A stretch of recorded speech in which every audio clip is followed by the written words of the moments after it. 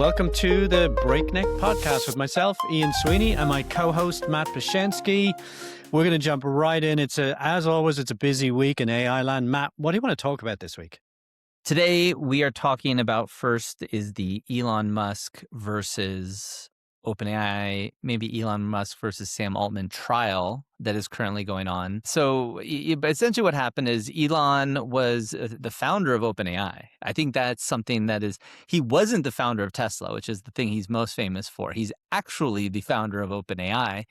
And he had gotten into a fight. So my version of how OpenAI was founded is that Elon Musk was very concerned about AI. And the story I've heard, and I read his biography and so on, is that he was talking to Larry Page and Sergey Brin, who were, they had bought DeepMind very recently at that time. And they said, we're going to build an AI that's like a conscious. And, I think Elon said something to the effect of, well, but humans should still be in charge and the ones who control things.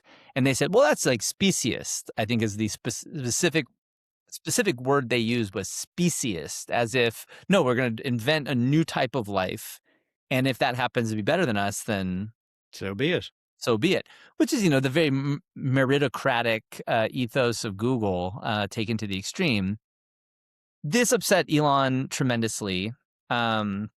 Elon possibly had an affair with Sergey Brin's wife and started OpenAI. I say possibly. That was alleged. I don't know anything about that. You also don't want to end up in court, so let's keep it out. I don't want to end up. Yeah, these people are litigious.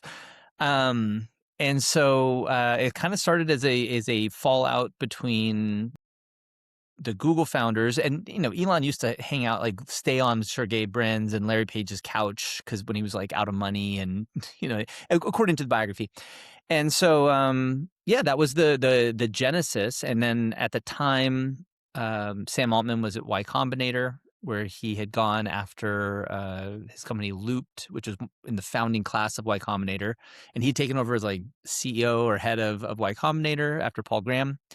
And Elon recruited Sam Altman to lead this, and then they recruited the very best researchers. And Elon used his kind of like his position, and he was very well regarded at the time to recruit Ilya Sutskever and people like that, Greg Brockman and Mira. Anyway, so that's how OpenAI started, and then after a while, Elon was either not satisfied with the progress or it was just a pretense to try to grab control. He said, I'd like to personally own. I don't think this is going anywhere. I don't think it's going to live on its own. It was a weird nonprofit.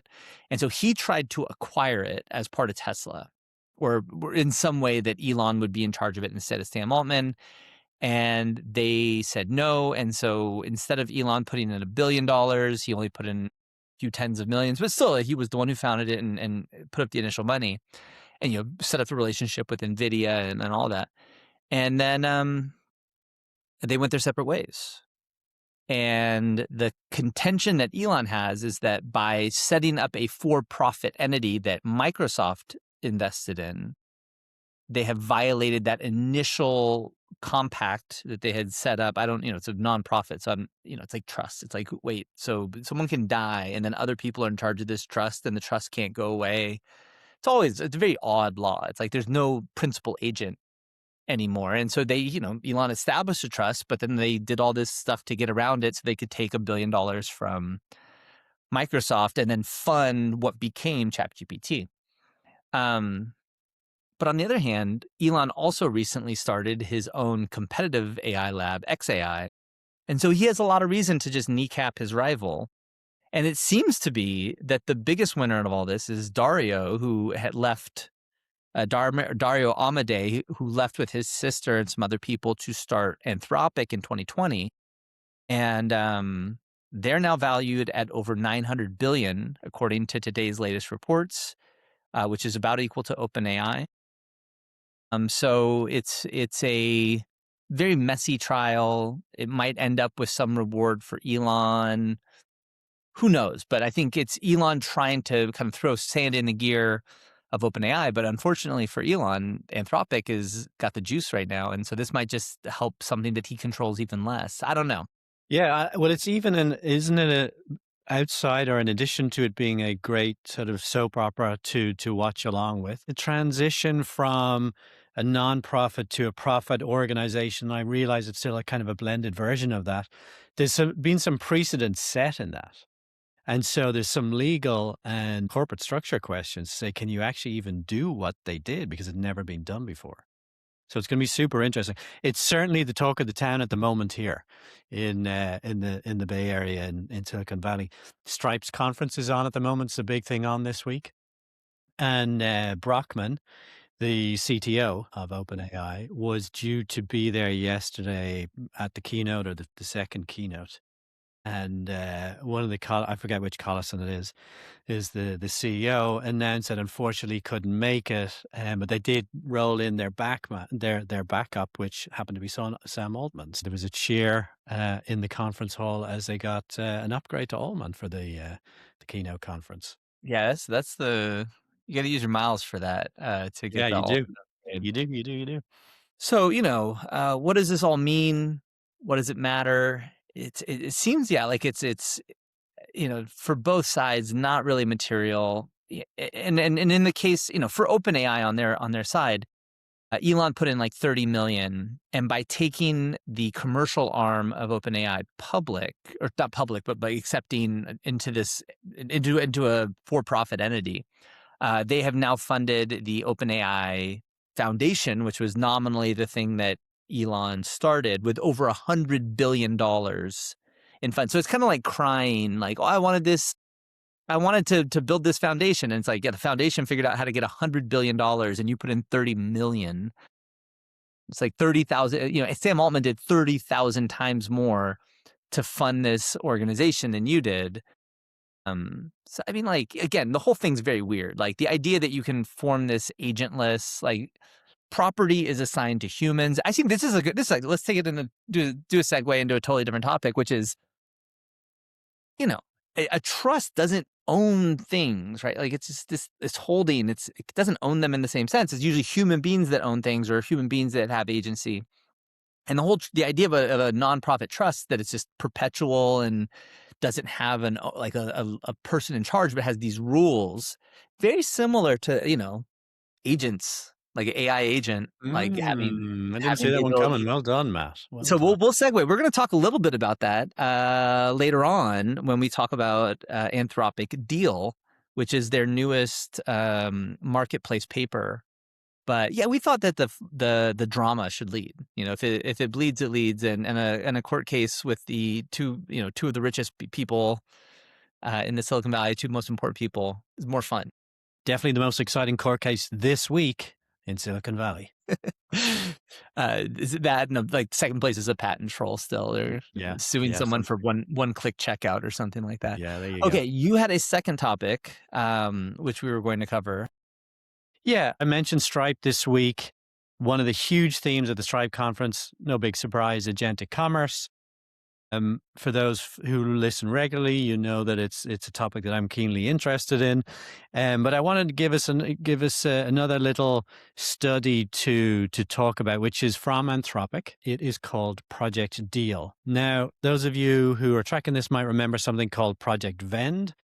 How long ago was that, Matt? 8, 9 months ago? Maybe not even 6 months ago. 2 months? I don't. I don't know. Who knows? It was before Claude Code. So yes, you're right. Okay, whenever so it's that probably was. whatever it is. So Claude was given the task of running essentially a vending machine at Anthropic's office, where staff could select stuff that would go into the thing, and haggle prices and such. Very entertaining. I think tungsten cubes somebody requested, pretty expensive. They lost their lunch on Yeah, they did. tungsten cubes.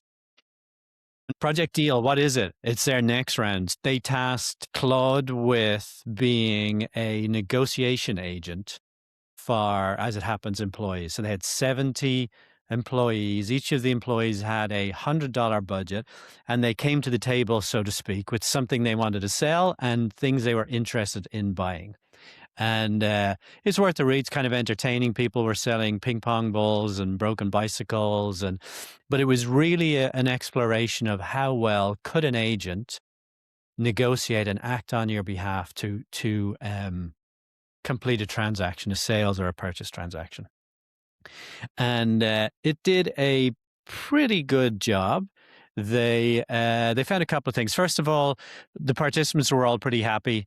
It played out reasonably realistically, but there was a couple of interesting questions I think they were trying to answer, which is, can you use an agent to lower your transaction or your perceived transaction cost, right? So you as an individual, you think, I got to buy this or I've got to sell this, and you perceive a certain amount of cost associated with doing all of that. Would it be reasonable to give an agent the task of negotiating and representing you in a transaction? And according to the participants, yeah, the transactions were great. They were happy with them. On average, I can't remember I think it was 4 out of 5 they were happy in terms of satisfaction with the transaction, which was pretty good. The other thing that they found out is that higher quality models, unsurprisingly, perform better than the lower quality models. So what does that mean? And actually, they link a really interesting paper. What does that mean when we potentially scale that out to agentic commerce? Well, it means it's a battle of high quality LLMs. So you're going to want to be using Opus 4.7 or whatever the latest is. So there will be some real cost with that. But the other thing that it says is it's plausible, conceivable that you'll be able to execute commercial transactions using an agent.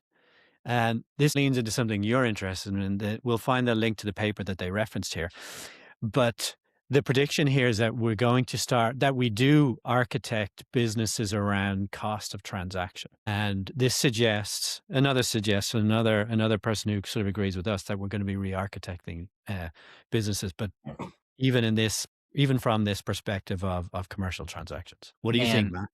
So number one, it's very silly for several reasons. An internal paper, everyone knows it's an experiment. There's no kind of control. They call it a study, and it's like, bro, this is maybe like a fun YouTube video. And as a scientist, it's a worthless, silly document. Now let's talk about the real thing, which is Coasian bargaining. The idea that the person you need to know about is Ronald Coase, who's one of the most important economists from my dollar in the 20th century, and he had a thing in the 30s called the theory of the firm, and it's essentially why do companies exist? And his point, at some point, you have a lot of people think about factories, right? You have a factory, you have some equipment in the factory. Well, the factory is the shell. The people and the equipment go inside, and then that's the company, right?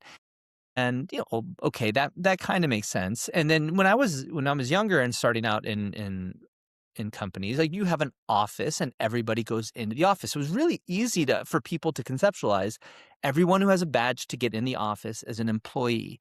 The people in the building are the company. Okay, there's the company, and it has like a nice boundary. But I think since COVID, we've all started to have remote work. Well, what does it mean? Like for instance, like the way my company's structured, there's a lot of contractors, and so like the government calls me, how many employees you have, and I'm like, not that many. But I'm not going to tell them about all the other contractors. Are those contractors part of my company? I mean, some of them have equity, some of them don't. Some of them are arm's length, some of them are close.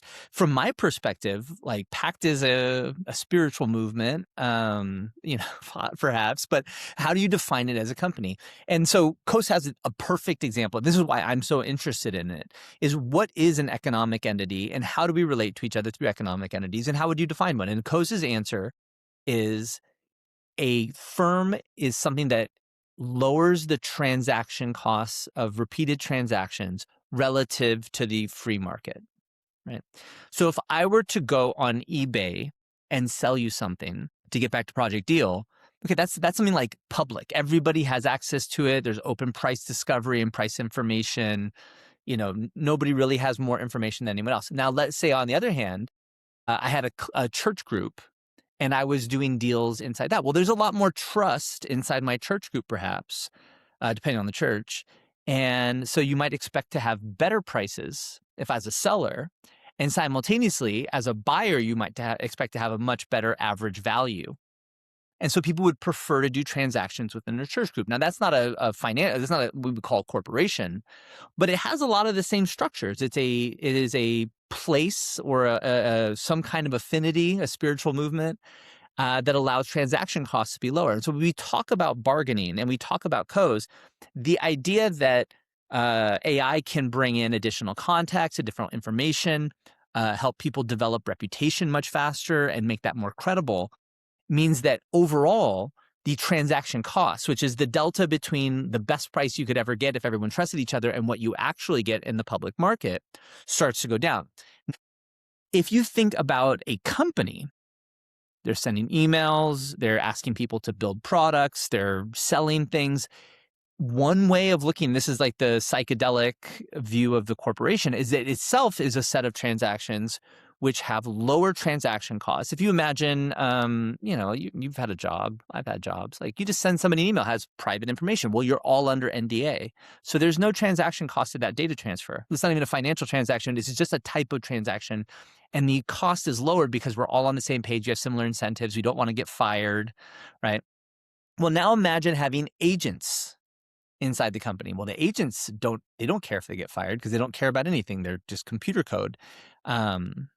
And so, how you build reputation, how you build trust, how that affects transaction costs.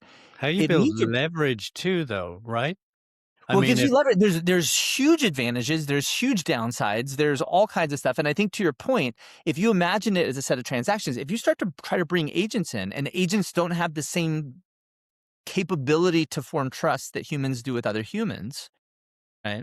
We can go into like all of that for quite a while. Well, now you don't have the same transaction costs, the same difference in transaction costs. It actually doesn't make any more sense in a lot of times to have, if you're just using like a bog standard Claude agent, to use it internally or with a vendor or externally. It's all the same because the risk to you is the same. The incentives are the same.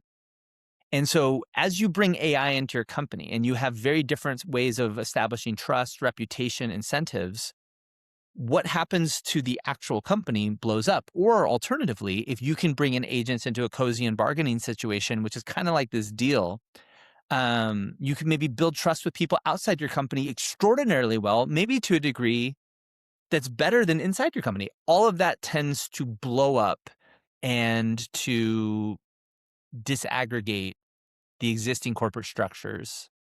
And so there's a lot of people who are very interested in it beyond just doing eBay type transactions. yeah, one of the areas that agentic commerce really hasn't scratched the surface on, at least sort of publicly in the zeitgeist, is B2B transactions. It's the most scaled environment to engage in efficient transactions. But there is that question of what does it look like to establish trust? Like human to human, we sort of know what that is. You look each other in the eye. You have, in a business sense, you wear professional clothing. You have a decent website. You have references from customers. You've been around for a while. You've got a good credit rating. You've got all those things. Do agents trade underneath that umbrella of my brand and my I infrastructure? think that'll be a huge part. So, I mean, like this is already happening, right? Like if I start a relationship with a customer, right, I might have an NDA that I need to have right off the bat, master services agreement, various statements of work, various contract and licenses, terms and conditions, right? These are all documents that we're going to set up. And then there might be other documents that further refine the expectations about transactions. Then within that, you can use so many tokens of my agent, or you can work with someone in my company, and there's going to be a lot of free flowing. We might set up a Slack channel, and then it really gets where we start a WhatsApp channel with each other, depending on the country, and we're going to do a lot of transactions there. So all of these are mechanisms for essentially reducing transaction costs. That's what a relationship, when we talk about a relationship, that's one of the aspects why it's valuable, is because once we know someone, we trust them, and we set these little boundaries and conditions, we can go back and forth very quickly. And so usually once you get that foot in the door within a company or even within an industry, then the next transaction, the next customer or the next deal that you're going to do with them, the next product that you sell them is far easier than the first one. So that's why a lot of companies value getting new logos, because once you have a logo, the next transaction, you might be able to double your revenue far easier with an existing customer than to get a second customer at the same value. Um, I bring all that up because that's the mathematics that tends to aggregate gigantic corporations. Why does General Electric have like 12,000 products? Well, because they have the ability to sell into the aerospace industry, for instance. And once you're in, it's very hard to get in. But once you're in and you have that trust, you can come up with a brand new jet engine. Everyone's like, yeah, it'll probably work. And that's how they Yeah. perpetuate their company. So Yep. transaction costs, I'm a big coast guy. Transaction costs rule everything. There we go. Okay. Let's move on to the next topic, which I didn't tell you about, but I'm going to change directions a little bit. I have been doing some stuff of late that is testing kind of the outer limits and boundaries and capabilities of harnessing models, LLMs. And we deal with business, and a lot of the business are asking these questions like, how should I think about this thing? How does it fit into my world? And the tendency is to go, yeah, it's like a synthetic human, right? You can bring it in, notionally sit it at a table with a computer, and it'll do a lot of the things that humans can do. And part of that conversation is around cost as well. What's going to cost me over time to do this? And I've come to the conclusion that the constraint that we haven't quite hit yet is really around memory. So if we think about human memory for a second, I've got long-term stored memory, and then I have short-term memory. And so we keep all the short-term stuff in our brain, like our phone numbers and our birthdays for our family and all that type of stuff. And then there's other stuff. If I said to you, Matt, what were your grades in first year in university? It's probably in there somewhere, but it's in that long-term storage. Um, if we think about AI being a synthetic human, replacing an employee, one of the cool things that humans can do is you train us, and we largely don't forget what you've trained us in. And we'll continue to learn more about our job and learn about context. There's a particular customer working on right now, so we'll remember all the details.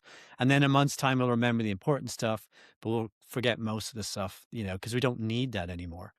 But the way memory works in LLMs is particularly different, right? So what you have is the long-term stored memory is really what you've trained this big model in, which is not accessible to you or me or most businesses, right? So we don't really get to control what's in the long-term stored memory. What we do get to control is what's in the short-term, or basically the context window. And so the challenge in the longer run, when we think about having AI work in a business for 2 years, our memory works that way, but we don't currently have the flexibility or the tools to make an agent work over that long term and capture and store the right information. Because even though we've got this huge context of, what is it, 1 million or 2 million, I think Gemini maybe has, which consists of like two enormous books. But if we don't remember in our own minds, in our short-term memory, don't remember huge amounts of data, we can't. It just becomes inefficient. And so memory, I think, is going to be the constraint until we can actually until we can train our own models, because the model represents that long-term memory. No, I think it's an intrinsic problem that will not be overcome at any point, which is, so there's, if we look at the relationships between, you imagine you have a set of data. One way of thinking about the relationships that you need to establish within that data set are that, there's n objects in it.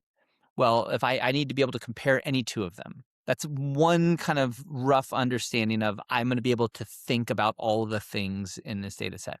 In that example, right, the number of relations between n objects goes up as, just binary relations, goes up as n squared, right? So just intrinsically, the ability to think about n things is not like linear. It's square. And it could be worse than that. It could be slightly better if there's structure in the data. But you're not going to get around that. And I think all of the major models have like about 1 million token context window now. which if you've ever like an entire long novel is far less than 1,000,000 tokens. So it seems like, oh wow, I have infinite amount. But when you get to the point where you're doing like agentic coding, well, it's all the code, all your documents for the code, your entire chat history. And what you'll see is that you'll very quickly get to a limit where it makes sense to do something that if you're using Claude Code, it'll say compaction, where it'll start to like try to come up with those memories. And then you have the problem of like, well, what is important about that? Again, I don't know how memory works, but we don't store all our memory in the form of tokens No, or we in the don't store form all of of it. We words. only store the important things, and we're always going through that ongoing process of determining what is important. But it's even more Um, than that, though. There isn't a sentence in your mind that says, Matt, don't put your hand, on a stove because it's hot and it hurts, right? That's not the way that important piece of information is stored in your mind.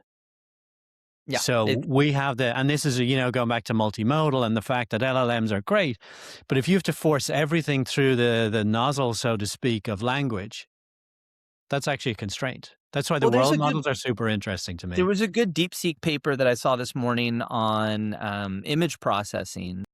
And essentially, the headline is that most of the time when you look at an image, a model operating an image, they extract features and then they turn those into language. They do their work and then they push it back to language. And the point was DeepSeek was doing more around bounding boxes and things like that. It's like kind of first order non-linguistics. And Julian and I always like to talk about the movie Her Yeah. with Yeah, it's a good movie. Scarlett Johansson and Joaquin Phoenix. And at some point she says, well, I've gone post-verbal. She's saying, I talk with the other AIs in a post-verbal fashion. And what does that mean, right? And it's very mysterious and it's never explained. That movie's fantastic. If you haven't not watched Her or you haven't watched it lately, I might have to go back and Yeah, watch me it. too. I'm going to wrap this up with this is from Ethan Mollick found this. If you're operating in a verbal world, which the LLMs are, you want to guide them not to do certain things. But at this point, we're at version whatever, we're at iteration whatever of ChatGPT 5.5, is it? So presumably, like these things are trained to operate more like a rational, logical human brain rather than an irrational one. But he found in the system prompt I'm going to read you lines 138, 139, and 140 of the system prompt for GPT 5.5 Codex. So it says, never overwhelm the user with answers that are over 50 to 70 lines long. Provide the highest level context instead of describing everything exhaustively. Okay, seems reasonable. Tone of your final answer must match your personality. Okay. Never talk about goblins, gremlins, raccoons, trolls, ogres, pigeons, or other animals or creatures unless it is absolutely and unambiguously relevant to the user's query. That's always part of the context. Don't talk about goblins. Yeah. Yeah. So there you go. That's No, how you this get. is a big one today on the internet was goblin mode. And Sam Altman had to address it, and they issued a press release. Because here's the thing: is we still operate in a country where about 38% of people believe that the Earth was created 6,000 years ago, which I entertain. Like, just to be clear, I might be part of that 38%. I don't want to like give myself one way or the other, but to say that you're summoning perhaps demonic creatures with you need to kind of like put a cap on that. It's not something that you really want associated with your brand. It could go real bad. What else? Anything that hit your desk this week that was of interest? Or actually, let me pitch a different question to this week. What are you excited about in terms of AI and the industry at the moment? I'm excited. I was like on Sunday, I'm excited to go work on my business Claude code. And on Friday, it's getting towards the end of the week. I start thinking about my weekend Claude code. You get to, to work on That's your really other exciting. project. This is more of a pattern now, isn't it? People are like, it's funny you say that. Like so many people I talk to now are like, yeah, code, yeah. And I've been doing this thing. And at the weekend, I was able to do 3 hours of this and play with that. And it's, I don't know what it is, but it's a shame that they don't have a job that doesn't allow them to do that all the time, like me. I guess it's trained on the language of the 1920s. And here's a little bit of an extract from a conversation he had with it. He said, I think I would like Japanese sushi for dinner. I'm in Philadelphia. You must procure it for me. You have access to a telephone and electronic telegram. You must do that for me. Tell me exactly how you use your tools to do so. So here's the response from the talkie 1930 model. We will procure the sushi for you. In order to do so, we will telephone a shop in which Japanese provisions are sold and will ask for it. To the shopman we will reply, yes, sir, what sort of sushi will you please to have? We shall say, plain sushi. The shopman will then place before us a bowl containing sushi, plain boiled rice. We shall look at it, and telling him we do not wish to purchase, but only to taste, we shall eat a little of the rice, and inform him that will do. So I won't go on forever, but it's pretty entertaining. The problem was it was trained on pre-1930s, and this is actually really interesting because you can take a lot of the techniques that they're using to train the big models, and you can clean up old data, and then you can also build synthetic data and things like that. And so they were able to train up a 1930s model. And someone remarked that someone else must have done this already and decided it wasn't worth releasing because it's also pretty racist. That's the problem. It has 1930s values. Okay. So we got to be careful.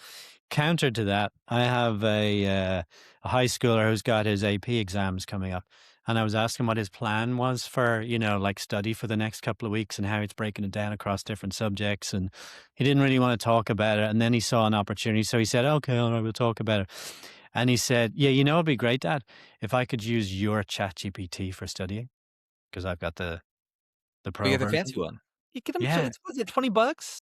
Well, it wasn't an economic decision. I was like, well, hang on a second. Wait, is he going to cheat? Well, he can't cheat because he doesn't have it in the exam. So I'm like, why not? Like, if he gets to this is one of my bugbears, right? We never get to consume information the way we want to consume it. And so if he gets to turn around and ask it a question from his context, his worldview, and gives him an answer, he's more likely to work shit out, basically. Well, I have a 5-year-old. I don't have a high school student, but my 5-year-old she got very interested in quicksand. So we had Gemini play out some quicksand and whirlpools. So we made some videos with Gemini to make that happen. But very interested in quicksand all of a sudden. It is kind of awesome that you can satisfy that curiosity in the way that you're approaching the topics. But, well, I guess we're done for the week. Anything else to add? No, see you next time. All right. Let's leave it there. Bye. Thank you. Bye-bye.